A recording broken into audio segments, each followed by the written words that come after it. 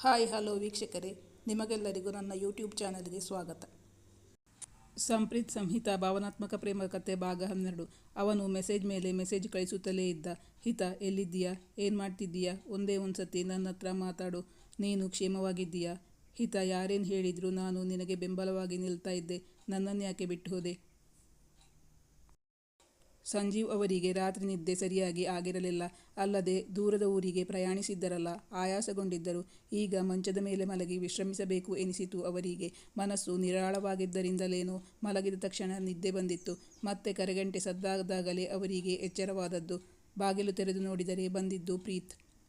ಪ್ರೀತ್ಗೆ ತಂದೆಯನ್ನು ಅಲ್ಲಿ ಕಂಡಾಗ ಏನೋ ನಡೆಯಬಾರದ್ದು ನಡೆದಿದೆ ಎಂದು ಅಂದಾಜಾಗಿ ಹೋಗಿತ್ತು. ಅವನು ಅವರನ್ನಲ್ಲಿ ನಿರೀಕ್ಷಿಸಿರಲಿಲ್ಲ. ಅವನ ಕಣ್ಣುಗಳು ಹಿತಾಗಾಗಿ ಅರಸುತ್ತಿದ್ದವು. ಆದರೆ ಬಾಯಿ ಬಿಟ್ಟು ಕೇಳಲಿಲ್ಲ. ಕೇಳಿದರೆ ತಂದೆಗೆ ಖಂಡಿತವಾಗಿ ಸಿಟ್ಟು ಬರುತ್ತದೆ ಎಂದು ಅವನಿಗೆ ಗೊತ್ತಿತ್ತು. ಅವಳನ್ನು ಮನೆಯಿಂದ ಬೇರೆಲ್ಲಾದರೂ ಕಳಿಸಲೇ ತಂದೆ ಬಂದಿರುವುದಾ? ನಿನ್ನೆ ಅವನಲ್ಲಿ ಹಾಗೆ ಹೇಳಿದ್ದರಲ್ಲ. ಅವನಿಗೆ ಸಂಶಯವಾಗಿತ್ತು. ಅವರು ಬಾಗಿಲು ತೆಗೆದ ತಕ್ಷಣ ಅವನು ಮನೆಯೊಳಗೆ ಬಂದು, ಯಾವಾಗ ಬಂದಿದ್ದಪ್ಪ? ನೀವು ಇವತ್ತು ಬರ್ತೀರಾ ಅಂದಿದ್ರೆ ನಿನ್ನೆನೇ ನನ್ನ ಜೊತೆನೇ ಕಾರಲ್ಲಿ ಬರಬಹುದಾಗಿತ್ತು ಎಂದು ಹೇಳಿದ. ನಿನ್ನೆ ತಾವು ಬರುವುದಾಗಿ ಒಂದು ಮಾತು ಅವನಲ್ಲಿ ಹೇಳಿರಲಿಲ್ಲ. ಆ ಸೂಚನೆ ಕೂಡ ಅವನಿಗೆ ಸಿಕ್ಕಿರಲಿಲ್ಲ. ಇಲ್ಲದಿದ್ದಲ್ಲಿ ಹಿತಾಳಿಗೆ ಬೇರೆ ಯಾವುದಾದರೂ ವ್ಯವಸ್ಥೆಯನ್ನು ಮಾಡಿಕೊಡುತ್ತಿದ್ದನೇನೋ. ಅವನು ಮನೆಯೊಳಗೆ ಬಂದು ಸುತ್ತಲೂ ಕಣ್ಣಾಡಿಸಿದ. ಹಿತಾಳನ್ನು ಅಲ್ಲೆಲ್ಲೂ ಕಾಣಲು ಸಿಗಲಿಲ್ಲ. ರೂಮಲ್ಲಿದ್ದಾಳಾ ಎಂದು ನೋಡಿದರೆ ಅಲ್ಲೂ ಇಲ್ಲ. ಅಂದರೆ ತಂದೆ ಅವಳನ್ನು ಎಲ್ಲೋ ಕಳುಹಿಸಿದ್ದಾರೆ ಎಂದಾಯಿತು. ಅವನಿಗೆ ತಡೆಯಲಾಗಲಿಲ್ಲ. ಅವನು ತಂದೆಯನ್ನು ಪ್ರಶ್ನಿಸಿದ. ಅಪ್ಪ, ನೀವು ಬರುವಾಗ ಹಿತ ಇಲ್ಲಿದ್ಲಾ? ಮತ್ತೆ ಈಗ ಅವಳು ಎಲ್ಲಿ ಹೋದ್ಲು? ತಡೆದು ಅವರನ್ನು ಪ್ರಶ್ನಿಸಿದ ಪ್ರೀತ್. ಮಗ ಈ ಪ್ರಶ್ನೆಯನ್ನು ಕೇಳಬಹುದು ಎಂದು ಅವರು ಮೊದಲೇ ನಿರೀಕ್ಷಿಸಿದ್ದರು. ಆದ್ದರಿಂದ ನಾನು 4 ಗಂಟೆ ಅಂದಾಜಿಗೆ ಬಂದಿದ್ದೆ. ಆಗ ಆ ಹುಡುಗಿ ಇಲ್ಲೇ ಇದ್ಲು.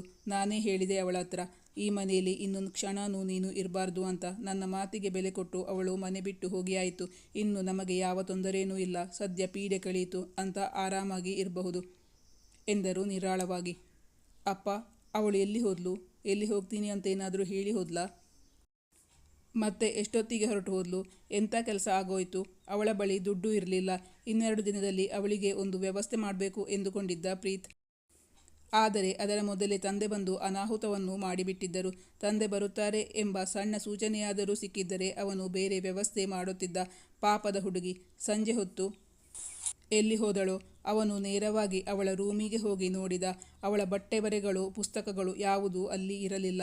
ಅಂದರೆ ಅವಳು ತಂದೆಯ ಮಾತು ಕೇಳಿ ಪರ್ಮನೆಂಟಾಗಿ ಬಿಟ್ಟು ಹೋಗಿದ್ದಾಳೆ. ಎಲ್ಲಿಗೆ? ಪ್ರಶ್ನೆ ಬೃಹದಾಕಾರವಾಗಿ ಅವನನ್ನು ಕಾಡುತ್ತಿತ್ತು. ಸುಮಾರು 5 ಗಂಟೆ ಹೊತ್ತಿಗೆ ಅವಳು ಮನೆ ಬಿಟ್ಟು ಹೋದ್ಲು ಹೇಳಿದರು ಸಂಜೀವ್. ಅವನು ತಕ್ಷಣವೇ ಸಮಯ ನೋಡಿದ. ಗಂಟೆ 8ರ ಹತ್ತಿರ ಆಗಿತ್ತು. ಅಂದರೆ ಅವಳು ಇಲ್ಲಿಂದ ಹೋಗಿ ಸುಮಾರು 3 ಗಂಟೆಗಳೇ ಕಳೆದು ಹೋಗಿವೆ. ಈಗ ಎಲ್ಲಿ ಎಂದು ಹುಡುಕುವುದು?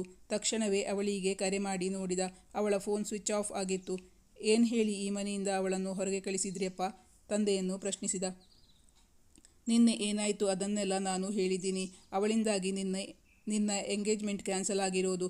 ಅವಳು ಈ ಮನೆಯಲ್ಲಿ ಇರಬಾರ್ದು ಅಂತ ಹೇಳಿ ನಾನವಳನ್ನು ಇಲ್ಲಿಂದ ಕಳಿಸಿದ್ದೀನಿ. ಅವಳು ಹೋದ್ಲು, ಇನ್ಯಾವುದೇ ತೊಂದರೆ ಇಲ್ಲ. ನೀನು ಮತ್ತೆ ಯಾಕೆ ಅವಳ ಬಗ್ಗೆ ಯೋಚಿಸ್ತಾ ಇದ್ದೀಯಾ? ಇನ್ನು ಅವಳು ನಿನ್ನ ಜೀವನದಲ್ಲಿ ಮುಗಿದ ಅಧ್ಯಾಯ. ಮತ್ತ್ಯಾಕೆ ಅವಳನ್ನು ಹುಡುಕೋಕೆ ಪ್ರಯತ್ನ ಪಡ್ತಾ ಇದ್ದೀಯಾ? ಅಪ್ಪ, ನೀವು ಏನು ಹೇಳ್ತೀರಾ? ಅವಳು ಒಬ್ಬ ಮುಗ್ಧ ಹುಡುಗಿ. ಅವಳಿಗೆ ಈ ಪ್ರಪಂಚದಲ್ಲಿ ಇನ್ಯಾರೂ ಇಲ್ಲ. ಅವಳಿನ್ನೂ ಸ್ಟೂಡೆಂಟ್. ಪಾಪ, ಎಲ್ಲಿ ಹೋದ್ಲು? ಏನು ಮಾಡ್ತಿದ್ದಾಳೆ?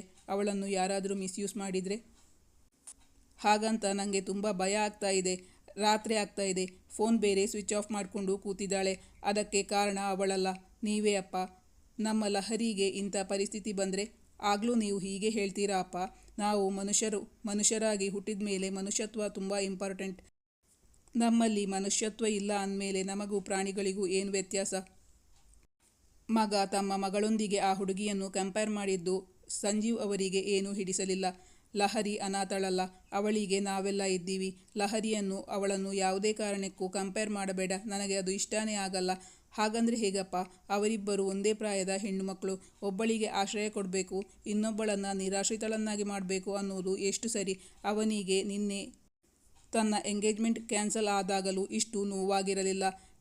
ಆಗ ಏನೋ ನಿರಾಳವಾದ ಅನುಭವವಾಗಿತ್ತು.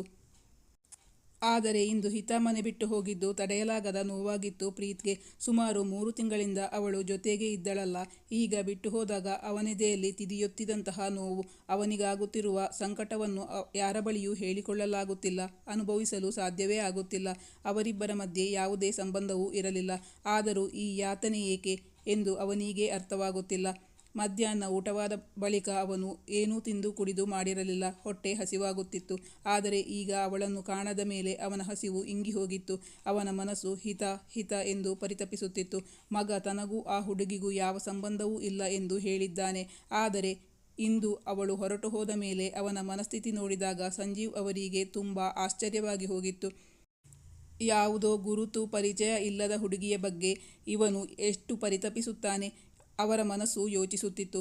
ಪ್ರೀತ್ ಮತ್ತೆ ಮತ್ತೆ ಅವಳಿಗೆ ಕರೆ ಮಾಡುತ್ತಲೇ ಇದ್ದ. ಆದರೆ ಅವಳು ಸಂಪರ್ಕಕ್ಕೆ ಸಿಗುತ್ತಿರಲಿಲ್ಲ.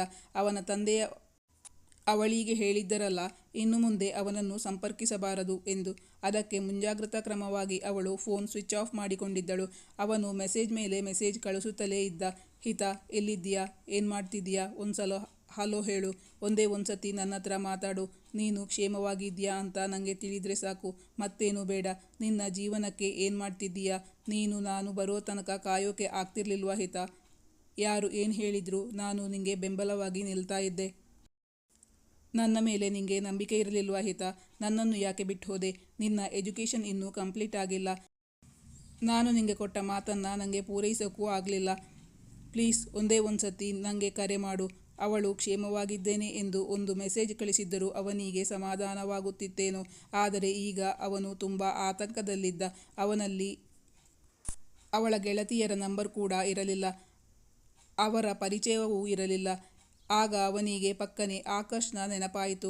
ಆಕರ್ಷ್ ಅವಳು ಬಸ್ ಹತ್ತುವಲ್ಲಿ ಯಾವಾಗಲೂ ಕಾಣಿಸುತ್ತಿದ್ದನಲ್ಲ, ಅವಳ ಗೆಳತಿ ಪವಿತ್ರಳ ಪರಿಚಯವಿದೆಯೇನೋ. ಆಕರ್ಷ್ಗೆ ಪವಿತ್ರಳ ಮುಖ ಪರಿಚಯವಿತ್ತು, ಆದರೆ ಅವಳ ಮನೆ ಎಲ್ಲಿ ಎಂದು ಗೊತ್ತಿರಲಿಲ್ಲ. ಆದ್ದರಿಂದ ಯಾವ ಪ್ರಯೋಜನವೂ ಆಗಲಿಲ್ಲ. ಅವನು ರೋಡಿನ ಉದ್ದಕ್ಕೂ ಹೋಗಿ ಬಂದ. ಆದರೆ ಅವಳು ಎಲ್ಲಿಯೂ ಸಿಗಲಿಲ್ಲ. ಪೊಲೀಸ್ ಕಂಪ್ಲೇಂಟ್ ಕೊಡುವುದಾ ಎಂದು ಯೋಚಿಸಿದ. ಆದರೆ ಅವರು ತಮಗೂ ಅವಳಿಗೂ ಇರುವ ಸಂಬಂಧವನ್ನು ಕೇಳಿದರೆ, ಮದುವೆಯಾಗದೆ ತಾವಿಬ್ಬರು ಜೊತೆಯಾಗಿದ್ದು ತಿಳಿದುಕೊಂಡರೆ, ಅಲ್ಲದೆ ಅವಳು ಕಾಣೆಯಾಗಿದ್ದಲ್ಲ, ಮನೆಯಿಂದ ಅವಳನ್ನು ಹೊರಗೆ ಕಳಿಸಿದ್ದು. ಅವಳು ಬೇಸರವಾದಾಗಲೆಲ್ಲ ಶ್ರೀ ರಾಘವೇಂದ್ರ ಸ್ವಾಮಿಗಳ ಮಠಕ್ಕೆ ಹೋಗುತ್ತಿದ್ದಳಲ್ಲ, ಅಲ್ಲಿ ಹೋಗಿಯೂ ನೋಡಿದ. ಅಲ್ಲೂ ಇರಲಿಲ್ಲ ಹಿತ. ಅವಳ ತಾಯಿಯ ಬಳಿ ವಿಚಾರಿಸೋಣ ಎಂದರೆ ಅವರ ನಂಬರ್ ಇರಲಿಲ್ಲ ಅವನ ಬಳಿ. ಅವಳು ಬೇಕೆಂದೇ ತನ್ನ ಸೆಲ್ ಫೋನ್ ಸ್ವಿಚ್ ಆಫ್ ಮಾಡಿಕೊಂಡಿದ್ದಾಳೆ ಎಂದು ಅವನಿಗೆ ಅರಿವಾಗಿತ್ತು. ಅವನ ನೋವು ಸಂಕಟವನ್ನು ಕಂಡು ಸಂಜೀವ್ ಅವರಿಗೆ ತಮ್ಮಿಂದಲೂ ಆ ಹುಡುಗಿ ಹೆಚ್ಚ ತಮ್ಮ ಮಗನಿಗೆ ಎನಿಸದಿರಲಿಲ್ಲ. ರಾತ್ರಿ ಕತ್ತಲಾಗಿತ್ತು. ಎಲ್ಲಿ ಎಂದು ಹುಡುಕುವುದು ಅವನಿಗೆ ಗೊತ್ತಾಗುತ್ತಿಲ್ಲ. ಪಾಪ, ರಾತ್ರಿ ಏನು ಮಾಡುತ್ತಾಳೋ, ಎಲ್ಲಿ ಕಳೆಯುತ್ತಾಳೋ, ಕತ್ತಲಲ್ಲಿ ಎಷ್ಟು ಭಯಪಡುತ್ತಾಳೋ ಎಂದು ಯೋಚಿಸುತ್ತಿದ್ದ. ತಂದೆ ತಾಯಿಯ ಆಶ್ರಯದಲ್ಲಿ ಬೆಚ್ಚಗೆ ಮನೆಯೊಳಗೆ ಇರಬೇಕಾದ ಹುಡುಗಿ ಇಂದು ಕತ್ತಲಲ್ಲಿ ನಡು ರಸ್ತೆಯಲ್ಲಿ ಅದೇನು ಮಾಡುತ್ತಿದ್ದಾಳೋ? ಅವನ ಮನ ಪರಿತಪಿಸುತ್ತಿತ್ತು ಅವಳಿಗಾಗಿ.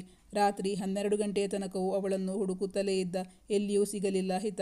ಅವನಿಗೂ ತುಂಬ ಆಯಾಸವಾಗಿತ್ತು. ಮಾನಸಿಕವಾಗಿಯೂ ತುಂಬ ಬಳಲಿದ್ದ. ಮರುದಿನ ಬೆಳಗಾಗುವುದನ್ನೇ ಕಾಯುತ್ತಾ ಕುಳಿತಿದ್ದ ಪ್ರೀತ್.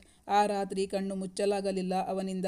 ಅವಳಿಗೆ ಎಜುಕೇಷನ್ ಬಗ್ಗೆ ತುಂಬ ಇಂಟ್ರೆಸ್ಟ್ ಇದ್ದರಿಂದ ಮರುದಿನ ಅವಳು ಕಾಲೇಜಿಗೆ ಖಂಡಿತವಾಗಿಯೂ ಬರುತ್ತಾಳೆ ಎಂದು ಕಾಲೇಜಿನ ಗೇಟ್ ಬಳಿ ಅವಳಿಗಾಗಿ ಕಾಯುತ್ತಾ ಕುಳಿತಿದ್ದ. ಅವನು ಕಾದಿದ್ದೇ ಬಂತು. ಅವನಿಗೆ ಹಿತ ಸಿಗಲಿಲ್ಲ. ಹಾಗಾದರೆ ಹಿತ ಎಲ್ಲಿ ಹೋಗಿರಬಹುದು? ಮತ್ತೆ ಅವಳ ಫೋನ್ ಆನ್ ಆಗಿದೆಯೇ ಎಂದು ಪರಿಶೀಲಿಸಿದ. ಇಲ್ಲ. ಅಷ್ಟರಲ್ಲಿ ಅವನಿಗೆ ಆಕರ್ಷ್ನಿಂದ ಕರೆ ಬಂದಿತ್ತು. ಆಕರ್ಷ್ಗೆ ಅಂದು ಪವಿತ್ರ ಸಿಕ್ಕಿದ್ದಳು. ಪವಿತ್ರಳಲ್ಲಿ ಅವನು ಹಿತ ಬಗ್ಗೆ ವಿಚಾರಿಸಿದ್ದ. ಅವಳಿಂದು ಕಾಲೇಜ್ಗೆ ಬರುತ್ತಿದ್ದಾಳೆ ಎಂಬ ಮಾಹಿತಿ ಸಿಕ್ಕಿತ್ತು ಆಕರ್ಷ್ಗೆ. ಅವನು ತನ್ನ ಗೆಳೆಯನಿಗೆ ಪವಿತ್ರಳ ನಂಬರನ್ನು ಆ ಮಾಹಿತಿಯನ್ನು ಕೊಟ್ಟಿದ್ದ. ಅವಳು ಕಾಲೇಜ್ಗೆ ಹಿಂದಿನ ಗೇಟ್ನಿಂದಾಗಿ ಬಂದಿದ್ದು ಅವನಿಗೆ ಗೊತ್ತಾಗಲೇ ಇಲ್ಲ. ಹಿತ ಕಾಲೇಜ್ಗೆ ಬರಲೆಂದು ಮುಂದಿನ ಗೇಟ್ನಲ್ಲಿ ಬರಬೇಕೆಂದುಕೊಂಡಾಗ ಅವನನ್ನು ತುಂಬ ದೂರದಿಂದಲೇ ಕಂಡುಹಿಡಿದಿದ್ದಳು. ಯಾವುದೇ ಕಾರಣಕ್ಕೂ ಪ್ರೀತನ್ನು ಸಂಪರ್ಕಿಸಬಾರದು ಮತ್ತು ಅವನನ್ನು ಭೇಟಿಯಾಗಲೇಬಾರದು ಎಂದು ಅವನ ತಂದೆ ಅವಳಲ್ಲಿ ಹೇಳಿದ್ದರಲ್ಲ, ಅವಳು ಅವರಿಗೆ ಒಪ್ಪಿಗೆಯನ್ನು ಕೊಟ್ಟಿದ್ದಳಲ್ಲ. ಆದ್ದರಿಂದ ಅವಳು ಅಲ್ಲಿಂದಲೇ ತಿರುಗಿ ಕಾಲೇಜಿನ ಹಿಂದಿನ ಗೇಟ್ನಲ್ಲಾಗಿ ಕಾಲೇಜು ಪ್ರವೇಶಿಸಿದ್ದಳು. ಅವಳಿಗಂದು ತರಗತಿಯಲ್ಲಿ ಕುಳಿತು ಪಾಠ ಕೇಳಲಾಗಲಿಲ್ಲ. ಪ್ರೀತ್ನ ಮುಖವೇ ಕಣ್ಣ ಮುಂದೆ ಬರುತ್ತಿತ್ತು. ಪಾಪ, ಅವನು ತನಗಾಗಿ ಅದೆಷ್ಟು ಪರಿತಪಿಸುತ್ತಿದ್ದಾನೆ. ಅವನಿಗೆ ತನ್ನನ್ನು ಬಿಟ್ಟು ಇರಲಾಗುತ್ತಿಲ್ಲ ಎಂದು ಅವಳಿಗೆ ಅರ್ಥವಾಗಿತ್ತು. ಅವನು ಕಳಿಸಿದ ಎಲ್ಲ ಸಂದೇಶಗಳನ್ನು ಅವಳು ಓದಿಕೊಂಡಿದ್ದಳು. ಆದರೆ ಅವಳು ನೋಡಿದ್ದು ಅವನಿಗೆ ಗೊತ್ತಾಗದಂತೆ ಮಾಡಿಟ್ಟುಕೊಂಡಿದ್ದಳು ತನ್ನ ಸೆಲ್ ಫೋನನ್ನು. ತಾನವನಿಗೆ ಉತ್ತರಿಸದಿದ್ದಲ್ಲಿ ಅವನು ತುಂಬ ನೊಂದುಕೊಳ್ಳುತ್ತಾನೆ ಎಂಬುದು ಅವಳಿಗೆ ಗೊತ್ತಿತ್ತು. ಫೋನ್ನಲ್ಲಿ ಸಂದೇಶ ಕಳಿಸಲಾಗುವುದಿಲ್ಲ. ಆದ್ದರಿಂದ ತಾನು ಕ್ಷೇಮವಾಗಿರುವುದಾಗಿಯೂ ತನಗೆ ಯಾವುದೇ ರೀತಿ ತೊಂದರೆಯೂ ಇಲ್ಲದಿರುವುದಾಗಿಯೂ ಯಾವುದೇ ಕಾರಣಕ್ಕೂ ಅವನ ತಂದೆ ತಾಯಿಗೆ ಬೇಸರವಾಗದಿರುವಂತೆ ನಡೆದುಕೊಳ್ಳಬೇಕೆಂದು ಅವನಲ್ಲಿ ರಿಕ್ವೆಸ್ಟ್ ಮಾಡಿಕೊಂಡು ಅಂದೇ ಅವಳೊಂದು ಲೆಟರ್ ಬರೆದು ಪೋಸ್ಟ್ ಮಾಡಿಬಿಟ್ಟಿದ್ದಳು ಅವನ ಅಡ್ರೆಸ್ಗೆ. ಒಂದು ವೇಳೆ ಅವನನ್ನು ಮೀಟ್ ಮಾಡಿದರೆ ತನ್ನ ದೃಢ ನಿರ್ಧಾರ ಬದಲಾದರೆ ಆದ್ದರಿಂದ ಅವನನ್ನು ಭೇಟಿಯಾಗಲು ಹೋಗಲೇ ಇಲ್ಲ ಹಿತಾ ಪ್ರೀತ್ನ ಮನೆಯಿಂದ ಹೊರಬರುತ್ತಿದ್ದಂತೆಯೇ ಅವಳಿಗೆ ಆಶ್ರಯ ಬೇಕಿತ್ತಲ್ಲ. ಅವಳು ತನ್ನ ಬ್ಯಾಗ್ನೊಂದಿಗೆ ಶ್ರೀ ಗುರು ರಾಘವೇಂದ್ರ ಸ್ವಾಮಿಗಳ ಮಠಕ್ಕೆ ಹೋಗಿ ಕುಳಿತಿದ್ದಳು. ಅಲ್ಲಿ ಹೋಗಿ ಕುಳಿತರೆ ಅವಳಿಗೆ ಮನಸ್ಸಿಗೆ ನೆಮ್ಮದಿ ಸಿಗುತ್ತಿತ್ತು. ಆಗ ಅವಳಿಗೆ ಪವಿತ್ರಾಳ ನೆನಪಾಗಿ ಅವಳಿಗೆ ಕರೆ ಮಾಡಿದ್ದಳು. ಅವಳ ಬಳಿ ಪಿಜಿಗೆ ಕೊಡಲು ದುಡ್ಡೂ ಇರಲಿಲ್ಲ. ಇವಳು ಕರೆ ಮಾಡಿದ ತಕ್ಷಣ ಪವಿತ್ರ ಕರೆ ಸ್ವೀಕರಿಸಿದ್ದಳು. ಹಲೋ ಪವಿತ್ರ, ನನಗೆ ಅರ್ಜೆಂಟಾಗಿ ಒಂದು PG ವ್ಯವಸ್ಥೆ ಮಾಡಿಕೊಡ್ತೀಯಾ ಪ್ಲೀಸ್? ಆದರೆ ನನ್ನ ಹತ್ರ ಕೊಡೋಕೆ ಸದ್ಯಕ್ಕೆ ದುಡ್ಡಿಲ್ಲ. ಪವಿತ್ರಾಗೆ ಅವಳ ಪರಿಸ್ಥಿತಿಯ ಅರಿವಿತ್ತು. ಆದ್ದರಿಂದ ಅವಳು ಹೇಳಿದಳು, ಹೌದು, ನಮ್ಮತ್ತೆ PG ನಡೆಸ್ತಾರೆ. ನೀನು ಅವರಿಗೆ ಅಡ್ವಾನ್ಸ್ ಏನು ಕೊಡೋದು ಬೇಡ. ನಮ್ಮತ್ತೆಗೆ ಕೈಲಾಗ್ತಿಲ್ಲ. ಅವರು ಯಾರಾದರೂ ನಂಬಿಕಸ್ಥ ಕೆಲಸದವರು ಸಿಗ್ತಾರಾ ಅಂತ ನೋಡ್ತಾ ಇದ್ರು. ಬದಲಾಗಿ ಅವರಿಗೆ ಡೈಲಿ ಅಡುಗೆ ಕೆಲಸಕ್ಕೆ ಸ್ವಲ್ಪ ಸಹಾಯ ಮಾಡಿದರೆ ಸಾಕು. ನಾನು ನಿನ್ನ ಬಗ್ಗೆ ಅವರಿಗೆ ಹೇಳಿರ್ತೀನಿ. ಇಬ್ರು ಒಟ್ಟಿಗೆ ಹೋಗೋಣ. ನೀನು ಎಲ್ಲಿದ್ಯಾ? ನಾನು ಅಲ್ಲಿಗೆ ಬರ್ತೀನಿ. ಬರುವಾಗ ಪವಿತ್ರ ತನ್ನೊಂದಿಗೆ ಸ್ವಲ್ಪ ದುಡ್ಡನ್ನು ತಂದಿದ್ದಳು. ಅದನ್ನು ಹಿತಾಗೆ ಕೊಡುತ್ತಾ ಹೇಳಿದಳು, ನಾನು ನಿಂಗೆ 5,000 ರೂಪಾಯಿ ಕೊಟ್ಟಿರ್ತೀನಿ. ನಿಂಗೇನಾದರೂ ಅರ್ಜೆಂಟ್ ಬೇಕಾದರೆ ಉಪಯೋಗಿಸಿಕೊ. ಬಳಿಕ ಹಿತಾ ಪವಿತ್ರ ಜೊತೆ ಅವಳ ಅತ್ತೆ ನಡೆಸುತ್ತಿದ್ದ PGಯತ್ತ ಹೊರಟಳು. ಹಿತಾ ಈಗ ಅವಳ ಗೆಳತಿ ಪವಿತ್ರಳ ಸೋದರತ್ತೆ ನಡೆಸುತ್ತಿರುವ PGಯಲ್ಲಿ ಆಶ್ರಯ ಪಡೆದುಕೊಂಡಿದ್ದಳು. ಅವನಿಂದ ಅವಳು ಶಾಶ್ವತವಾಗಿ ದೂರವಾಗಬೇಕಾದರೆ ಅದಕ್ಕೆ ಒಂದೇ ಒಂದು ಪರಿಹಾರವಿದೆ. ಅದು ಅವಳ ಮದುವೆ. ಅವಳು ಆಕರ್ಷ್ನನ್ನು ಮದುವೆಯಾಗಲು ನಿರ್ಧರಿಸಿದಳು. ಅದಕ್ಕಾಗಿ ಅವಳು ಆಕರ್ಷ್ನನ್ನು ಭೇಟಿಯಾಗಬೇಕಾಗಿತ್ತು. ಮುಂದಿನ ಸಂಚಿಕೆಯಲ್ಲಿ ಮುಂದುವರಿಯುವುದು. ವೀಕ್ಷಕರೇ, ಇಚ್ಛಾಯುಷ್ ಕತೆ ಬೇಕಾ? ಸುಶಾಂತ್ ಸಂಸ್ಕೃತಿದು ಬೇಕಾ? ಅಥವಾ ಹೊಸ ಕತೆ ಬೇಕಾ? ಕಮೆಂಟ್ ಮಾಡಿ ತಿಳಿಸಿ.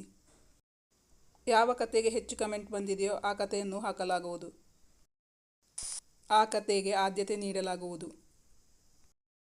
ಮುಂದಿನ ಸಂಚಿಕೆಯಲ್ಲಿ ಮುಂದುವರಿಯುತ್ತದೆ. ವೀಕ್ಷಕರೇ, ಈ ಕತೆ ನಿಮಗೆ ಇಷ್ಟವಾಗಿದ್ದಲ್ಲಿ ಲೈಕ್ ಮಾಡಿ, ನಿಮ್ಮ ಫ್ರೆಂಡ್ಸ್ ಜೊತೆಗೆ ಶೇರ್ ಮಾಡಿ ಮತ್ತು ನಮ್ಮ ಚಾನಲನ್ನು ಪ್ಲೀಸ್ ಸಬ್ಸ್ಕ್ರೈಬ್ ಮಾಡಿ. ನಿಮ್ಮ ಅನಿಸಿಕೆ ಅಭಿಪ್ರಾಯಗಳನ್ನು ಕಮೆಂಟ್ ಮಾಡಿ.